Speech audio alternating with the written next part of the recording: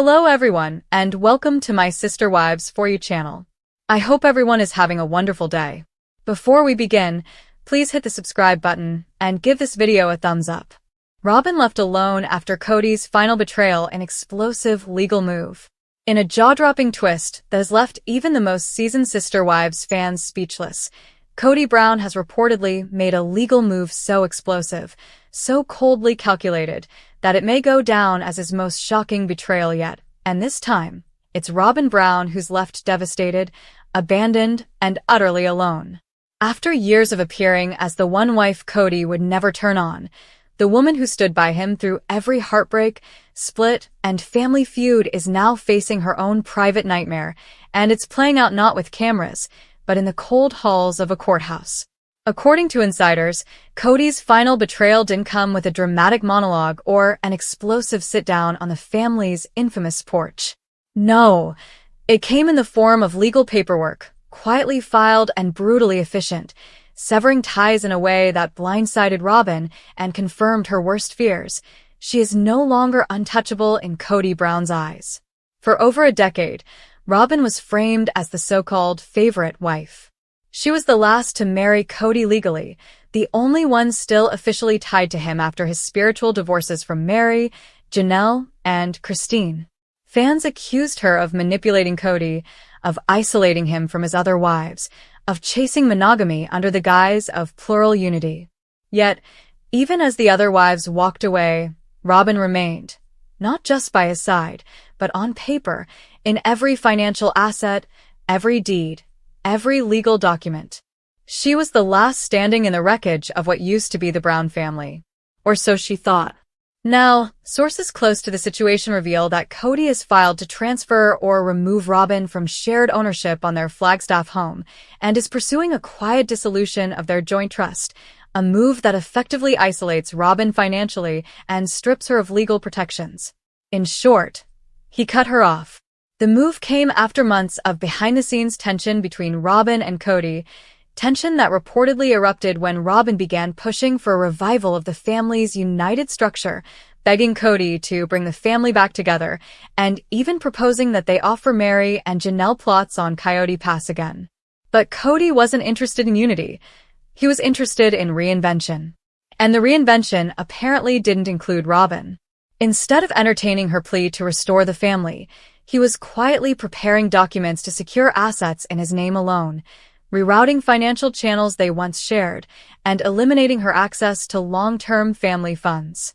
Robyn, according to one source, found out after the paperwork was filed, a move so cold it left her shattered, sobbing behind closed doors, unwilling to face the cameras. The betrayal wasn't just emotional, it was existential. For years, Robyn based her identity around being Kody's chosen one, the only wife he really loved. But what happens when even that title is stripped away? She's now reportedly living alone in the Flagstaff house with her children, trying to pick up the pieces while grappling with the fact that Kody may have never truly been loyal to any of them, not even her. And worse, the betrayal came not with a fight, but with silence. Kody hasn't responded publicly, hasn't offered an explanation. He didn't defend her, didn't reassure her. He walked away legally, emotionally, and financially. Fans are already calling this the real season finale twist. Because if Robyn, the wife who gave up everything, who believed in the dream of plural marriage, who endured years of online hate and family rejection, can be discarded like this, then nothing about the Brown family was ever sacred. Kody's final betrayal has shaken the foundation of everything Sister Wives claimed to stand for. And as Robyn sits alone in that massive Flagstaff home, abandoned by the very man she believed would never leave her side, one thing has become painfully clear. She was never the exception, just the last in a long line of wives Kody was willing to hurt. The question has echoed across Reddit threads, fan forums, and countless late-night Google searches. Did Kody Brown ever go to college? For over a decade, fans of Sister Wives have followed the ever-unfolding saga of the Brown family, witnessing the highs and lows of plural marriage, financial disasters, emotional breakdowns, and a family unraveling in real time. But as the dust settles after each chaotic season, one mystery lingers quietly in the background: Kody Brown's education. It's the kind of question that seems simple enough, but once you start digging, the silence surrounding it speaks volumes. Despite building a polygamous empire, guiding and arguably controlling a massive blended family and positioning himself as the central voice in both spiritual and household matters, Kody's academic background remains largely unexplored. And now, with the collapse of his marriages to Christine, Janelle, and Mary, and mounting pressure from viewers questioning his leadership, many are wondering, was Kody ever qualified for the role he created for himself? Unlike his ex-wives, several of whom have proudly shared their college experiences or aspirations for their children, Kody has remained elusive about his own academic path. In Sister Wives interviews and TLC specials, he often waxes poetic about life experience, family values, and God's plan, but never once has he directly stated whether he attended, let alone graduated from, college. That omission hasn't gone unnoticed. Fans, increasingly skeptical of Kody's grandiose proclamations and ever-shifting moral compass, have started to connect dots. Some point to his early career in sales, notably billboard advertising, as proof that he chose to dive directly into the workforce after high school. Others speculate that he may have started college and dropped out. But without confirmation from Kody himself, all we have are theories. One Reddit user even joked, "Kody acts like the dean of Brown Family University, but I doubt he ever enrolled in the real thing." The comment gained thousands of upvotes, not because it was cruel, but because it struck a nerve. What makes the question so compelling is what it represents. Kody has often taken a paternalistic, authoritarian approach to family leadership, especially in earlier seasons. He gave lectures about family roles, finances, morality, and obedience. He set rules. He made decisions. He even tried to micromanage how his adult children dated and lived, despite several of them surpassing him in education and emotional maturity. Viewers began to ask, who gave Kody the authority to lead this way? Was it earned through wisdom, or simply taken through ego? If Kody had attended college, wouldn't he have mentioned it proudly, especially when defending himself during tense family arguments about responsibility or parenting? The silence, for many, speaks volumes. Interestingly, as his family has fractured, education has become a growing theme in Sister Wives. Christine and Janelle, in particular, have emphasized how much they want their children, especially their daughters, to be independent, educated, and empowered. They've supported their kids through nursing school, college programs, and career ambitions. In contrast, Kody has often responded with lukewarm enthusiasm, or shifted the conversation toward marriage and religion. Some fans have theorized that this contrast reflects not only a generational gap, but possibly a deep-rooted insecurity. Could Kody's lack of formal education be the reason he's so threatened by his kids' autonomy and academic success?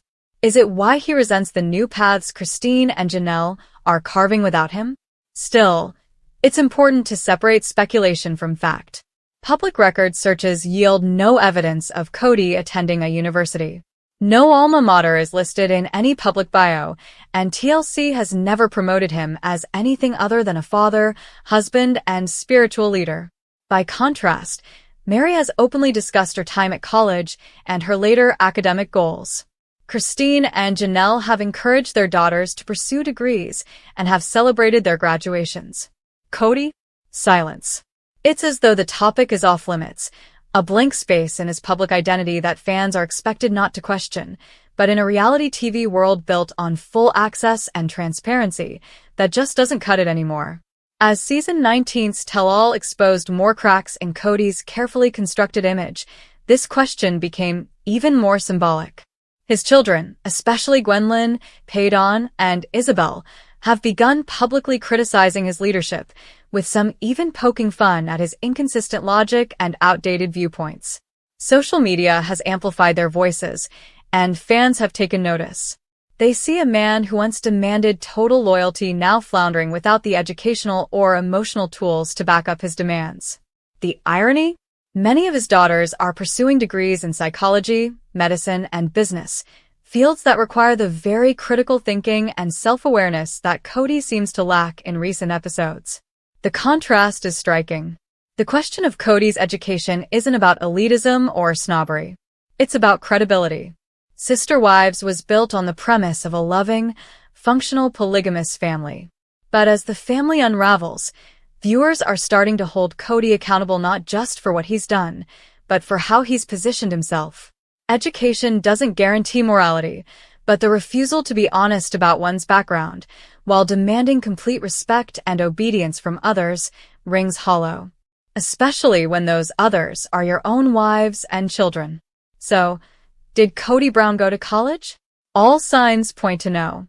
And while he has every right to forge his own path, fans also have every right to ask why he's been allowed to hold court for so long, without ever showing the credentials behind the throne. For years, Sister Wives fans have waited for host Sukanya Krishnan to peel back the final layers of Robyn Brown, the elusive fourth wife whose tears, defenses, and calculated silences have become as iconic as her dramatic eyeliner and ever-changing narratives. But as each tell-all aired, viewers grew restless. While Sukanya challenged Kody on his explosive temper and grilled Mary, Janelle, and Christine on their emotional exits, one question lingered like smoke in the background. Why does Robyn always get off so easy? More specifically, fans began speculating about a peculiar rumor, a bizarre, hush-hush hobby of Robyn's that had long been whispered about in internet circles, but never confirmed. Whispers of doll collections that mirrored her children. Claims she held private reenactment ceremonies of family milestones. Allegations of scrapbook rituals so obsessive they bordered on the occult. Yet despite all the viral Reddit threads and fan petitions begging Sukanya to ask the one burning question, what's up with Robyn's creepy little world? She never did. Not once. Until now.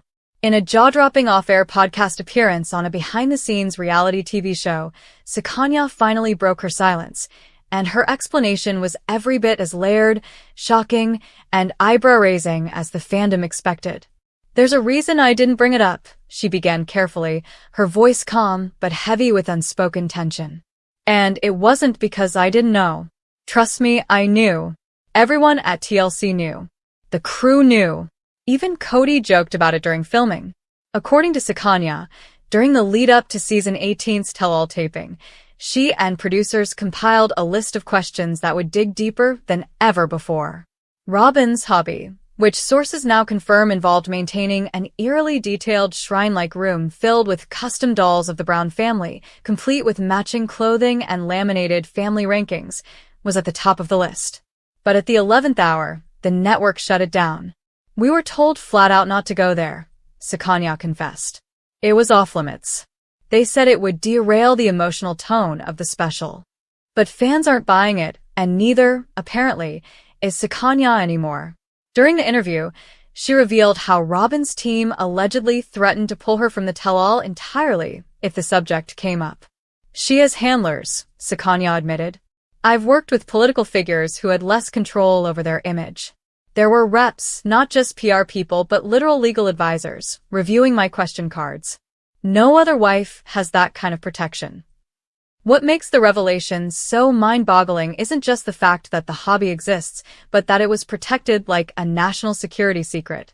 Sukanya went on to describe how, during breaks in filming, crew members would whisper about the infamous doll room Robyn kept locked in her Flagstaff mansion. "A former producer once told me that when he saw it, he thought he had walked into a horror movie set. There were hand-labeled containers of miniature versions of all the Brown kids, even Logan and Leon, with updated attitude notes clipped to their backs," she revealed. "That's when I realized this wasn't just a quirky pastime. It was a coping mechanism, a form of control." So, why didn't she just bring it up anyway? Sukanya admitted that after pushing the issue twice during pre-production, she was warned that raising the subject on camera could lead to legal retaliation, not just against her, but the network. "They made it clear. If I went rogue, I'd never work with TLC again," she said. "So I chose to keep my job. I chose silence. And I regret it."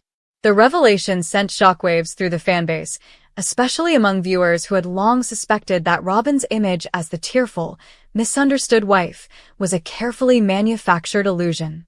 Reddit exploded with commentary. TikTok creators broke down Sukanya's interview frame by frame. And some viewers even began petitioning for a new and censored tell-all hosted by an independent platform, demanding the full truth about Robyn's secret world. The drama didn't end there. Days after Sukanya's podcast appearance went viral, an anonymous crew member stepped forward, sharing a series of photos allegedly taken inside Robyn's so-called collection room. The images were quickly scrubbed from major platforms, but not before thousands of fans saw the chilling sight. A full-scale replica of the Brown family table, surrounded by porcelain dolls with carefully hand-painted expressions, some smiling, others frowning, with tiny nameplates like Favorite, Unfaithful, and Quiet One. In the center was a doll that bore a striking resemblance to Kody himself, positioned on a throne, arms open like a king surveying his kingdom. The fan theory machine exploded. Was this how Robyn coped with the family's collapse? Did she retreat into a dollhouse version of the world she lost, one she could control? Or was it something darker? Sukanya's confession also opened the door to a more pressing conversation. Why had no one else in the family mentioned it? Why had Christine, Janelle, or Mary, all of whom had been deeply hurt by Robyn, never spoken publicly about it? Sukanya offered one possible explanation. There's something unspoken in that family. A culture of silence. I think they were all afraid of looking petty or being accused of jealousy. Robyn was positioned as the legal wife, the last standing. To speak out against her was to risk losing whatever dignity they had left on that show. But Christine's recent cryptic posts, referencing fake families and manufactured love, now take on a new meaning. Fans wonder, was she indirectly calling out Robyn's fantasy world? As Sister Wives heads into season 20, the pressure on TLC to address these revelations is mounting. Will they finally let Sukanya or another host pull back the curtain completely? Or will Robyn once again be shielded from the truth by carefully worded contracts and teary monologues? Sukanya ended her interview with a warning. The audience isn't blind. They're waking up. They've been gaslit for too long. If the show doesn't start telling the whole truth, all of it, it'll lose everything. For now, Robyn remains silent. No statement. No interview. No denial. Just a quiet presence behind locked doors and Flagstaff, perhaps surrounded by her carefully curated collection of family members who never talk back, never leave, and never betray her version of the story.